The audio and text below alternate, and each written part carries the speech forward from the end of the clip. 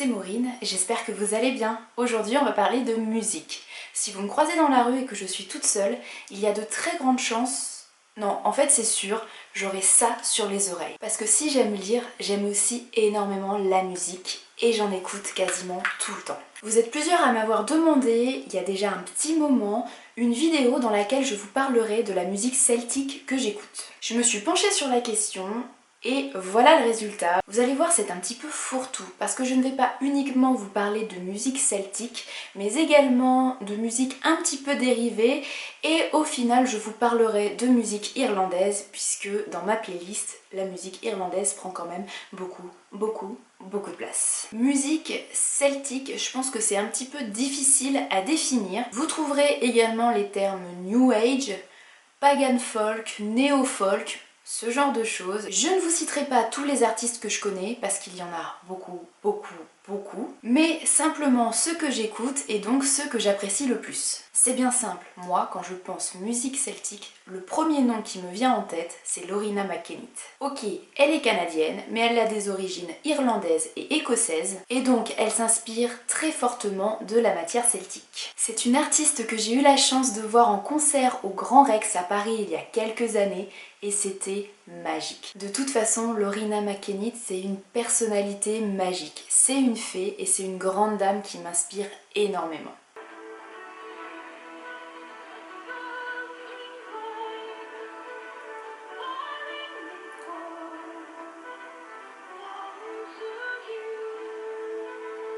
Mais la plus connue de Loreena McKennitt, que vous connaissez peut-être d'ailleurs, c'est The Mummer's Dance.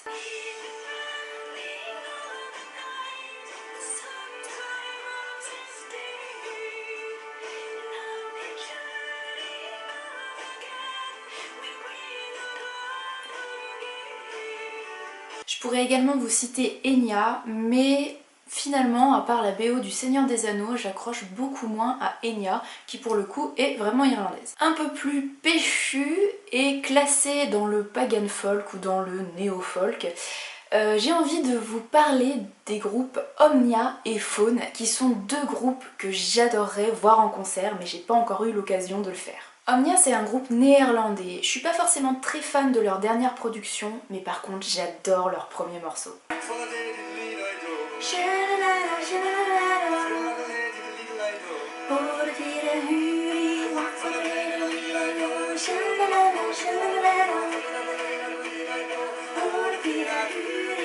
Une autre que j'aime beaucoup et en plus on peut danser un cercle circassien dessus, donc ça c'est vachement sympa. Cercle circassien c'est une des danses les plus simples et les plus connues si vous faites des bals folk. C'est très sympa, c'est un cercle, on change de partenaire à chaque fois, ça tourne, enfin bon bref.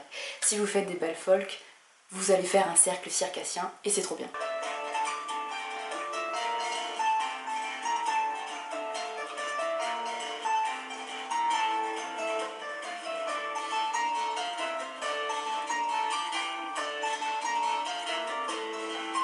Faune c'est un groupe allemand, là aussi je connais très peu les nouveaux albums que je n'ai jamais écoutés, mais par contre j'aimais assez les anciens, un peu moins comme Nia. Vous allez voir Faune c'est assez bizarre mais ça vaut le détour. C'est un peu mystique.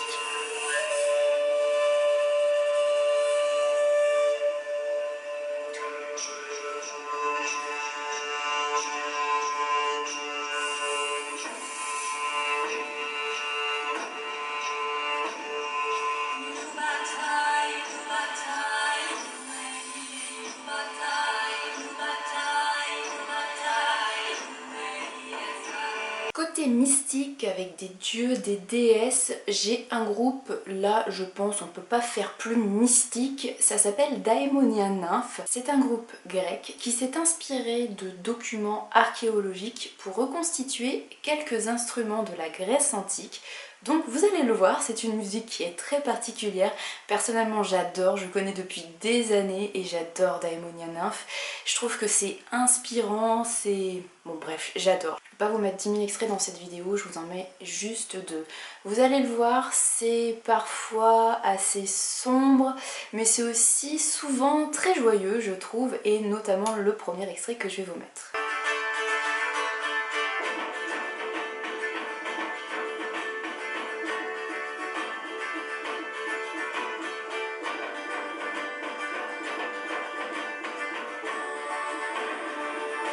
le deuxième extrait que je vous mets qui s'appelle Daemonos, je sais pas si ça se dit comme ça. Si j'ai bien compris, c'est une prière à Zeus. Je l'ai très longtemps utilisé comme réveil le matin et je trouve que c'était très inspirant et j'adorais commencer ma journée avec ce morceau de Daimonia Nymph.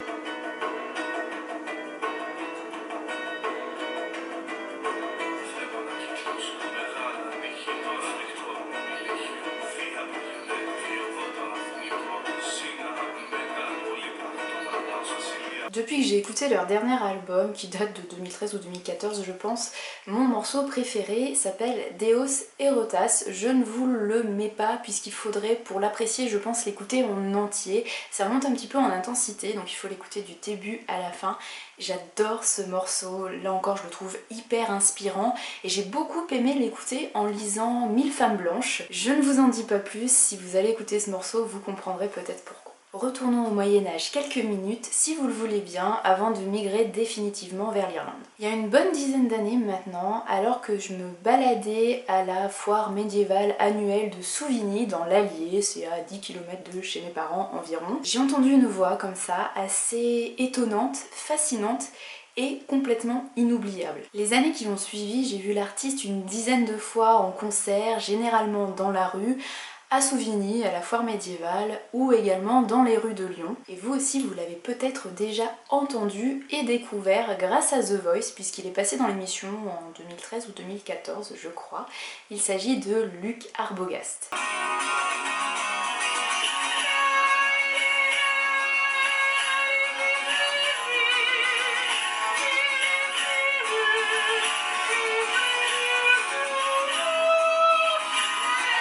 Si vous voulez continuer votre plongée au Moyen-Âge, vous avez le célèbre Héra, je pense que tout le monde connaît. Surtout si vous avez vu Les Visiteurs, la bande originale c'est globalement Héra. Donc voilà, si vous aimez le Moyen-Âge et les chœurs, allez-y, Héra, la plupart des morceaux sont très sympas. Et si vous voulez quelque chose d'un peu plus péchu au Moyen-Âge, je vous conseille Corvus Corax. Mais alors là, attention, baissez le son, parce que cornemuse et tambour sont de la partie, vous écoutez un ou deux morceaux et après vous avez une tête comme ça. C'est un peu comme quand vous allez au festival de Lorient l'été et que vous avez les baguettes qui passent dans la rue. Donc là il n'y a pas besoin de micro, d'amplificateur, non non, mais au bout de 2 chansons vous avez une tête comme ça. Voilà, Corvus Corax c'est un peu ça, donc avec modération, je vous ai prévenu.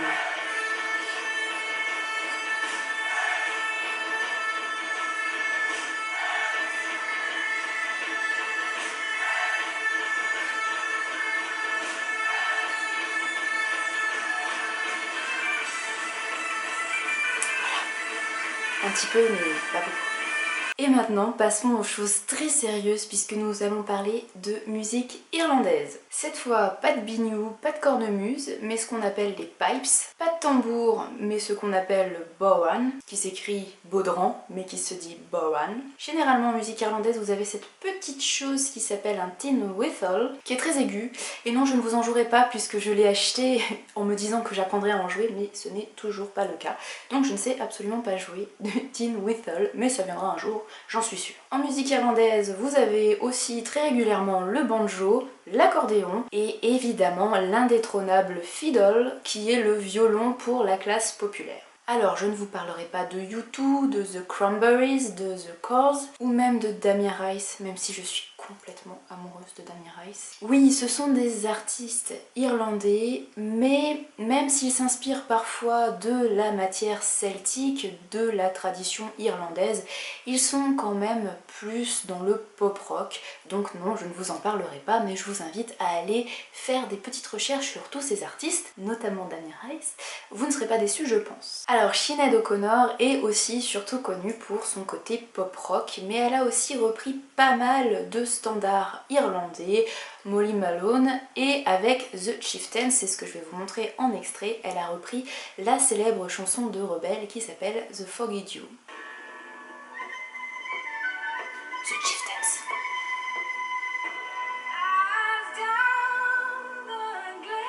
Et Sinéad O'Connor.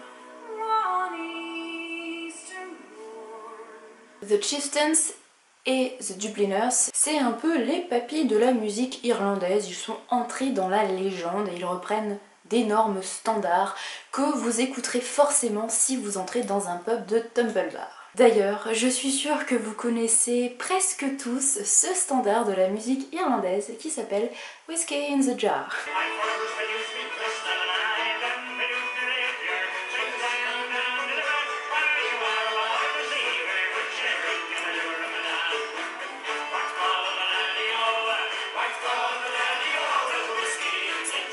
Autre standard des pubs pour touristes à connaître absolument si vous allez à Temple Bar, si vous allez en Irlande, et je suis sûre que vous la connaissez si vous avez vu le film P.S. I Love You qui se déroule en Irlande, évidemment, il s'agit de Galway Girl.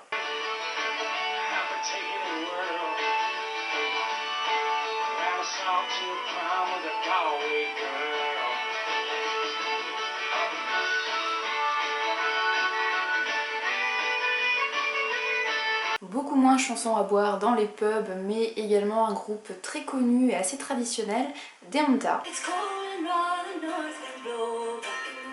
Typique irlandais.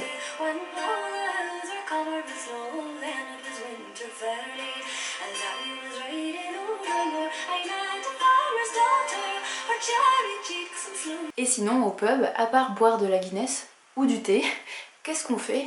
Eh bien on danse. Avec le groupe Derwish par exemple.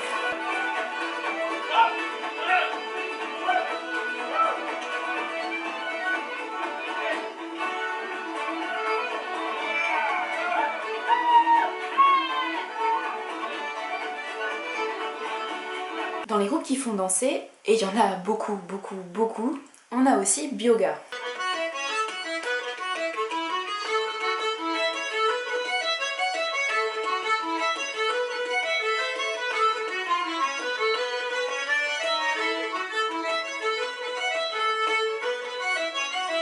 Et d'ailleurs, Bioga est à l'origine d'un morceau qui est pas mal connu, qui est pas mal utilisé dans la danse irlandaise. Je vous laisse avec une preuve.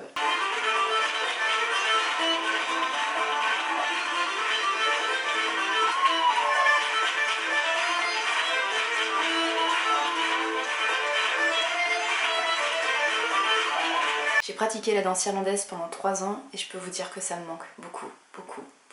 En Irlande, la musique c'est un peu une histoire de famille et généralement tous les enfants, ou presque, apprennent un instrument ou apprennent à chanter ou apprennent à danser. Donc il y a énormément de jeunes groupes en Irlande et vous allez voir, il y en a certains qui sont super prometteurs. Je vous présente notamment Gwitche. Là c'est super drôle parce que c'était complètement imprévu, mais la vidéo que je vais vous montrer, en fait j'ai assisté à son tournage à Sligo en août 2014 au moment du Flakiol qui est le festival d'Irlande, le festival annuel qui rassemble toute la musique et toute la danse traditionnelle. C'est dans une ville différente ou presque chaque année et en août 2014 c'était à Sligo. J'y étais et j'ai donc assisté au tournage de cette vidéo, de la vidéo que je vais vous montrer. On ne me voit pas parce que j'étais face au groupe, donc forcément j'étais derrière la caméra, mais c'est un super souvenir et je suis ravie parce que je me suis arrêtée avec les copines avec qui j'y étais pour écouter ce groupe. On ne savait pas du tout qui ils étaient et a priori ils ont leur petite renommée en Irlande. Voilà, je vous invite à aller voir Gwitche.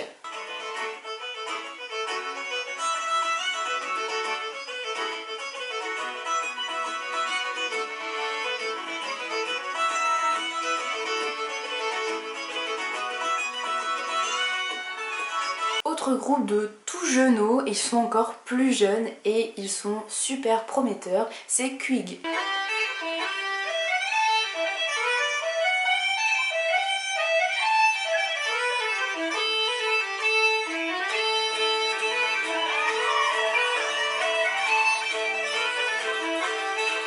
Récemment, très récemment même, j'ai découvert le groupe The Gloaming, dont fait partie un joueur de fiddle assez connu en Irlande et qui a un nom particulièrement imprononçable. Je vais essayer de le prononcer pour vous. C'est Cuiwin O'Reilly. De toute façon, dès que vous voyez des noms avec plein de voyelles et des H qui ne servent à rien, vous êtes quasiment sûr que ce sont des Irlandais. C'est assez original, entre contemporain et traditionnel, un peu mélancolique quand même, mais c'est pas désagréable, c'est assez apaisant même.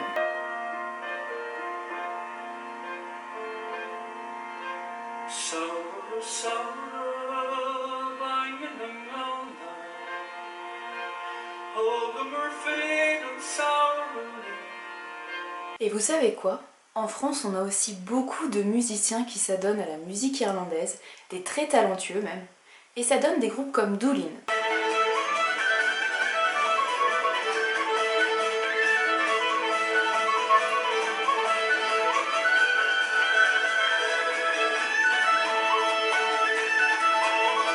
Oh, les gens sont mous. Ou encore Shelta, qui est un groupe que j'ai très souvent vu en concert, notamment lors du bal annuel irlandais organisé à Lyon, puisque c'est un groupe de la région. D'ailleurs, le bal organisé par la FIL, l'association franco-irlandaise de Lyon, a lieu vendredi soir, donc vendredi 3 février, au CCO à Villeurbanne. Je ne pourrai pas y aller cette année, c'est un peu la déprime. Alors si vous êtes lyonnais, si vous êtes villeurbanais, surtout allez-y et dansez un cercle circassien pour moi.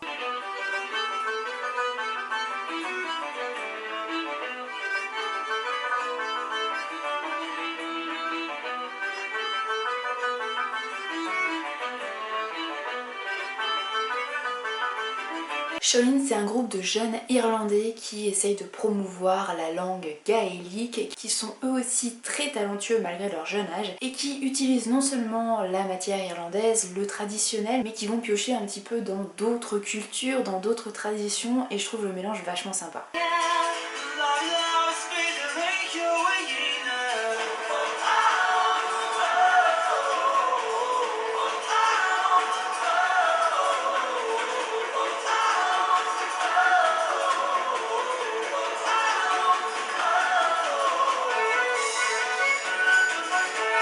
Et en fait, les membres de Shollin ont souvent participé aux productions du camp d'été Lurgan. Comme vous allez le voir dans la vidéo la plus connue de l'école, c'est une reprise de Wake Me Up de Avicii, et je trouve que cette reprise est encore mieux que l'original.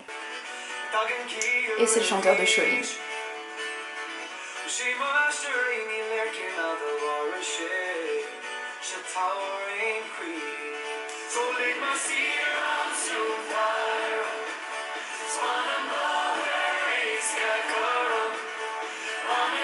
L'école a fait des dizaines et des dizaines et des dizaines de reprises de hits en gaélique et généralement ça rend super bien. Je vous invite à aller sur la chaîne TJ Lurgan et à regarder tout ça, je suis sûre que vous allez trouver votre bonheur.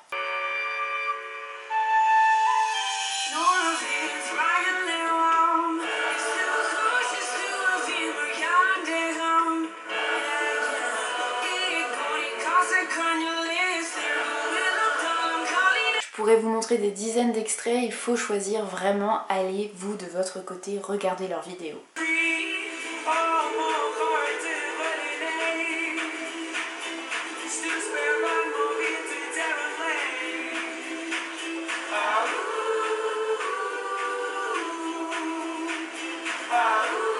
Je vous laisse avec le morceau gaélique, sans doute le plus connu de tous les Irlandais, qui a été chanté par les rebelles irlandais au moment de la guerre civile, donc dans les années 1920. J'aime beaucoup la version proposée par Shollin, mais c'est une chanson qui a été reprise des dizaines de fois par beaucoup de musiciens, d'artistes irlandais, notamment The Dubliners ou Sinead O'Connor, qui ont des versions bien à eux.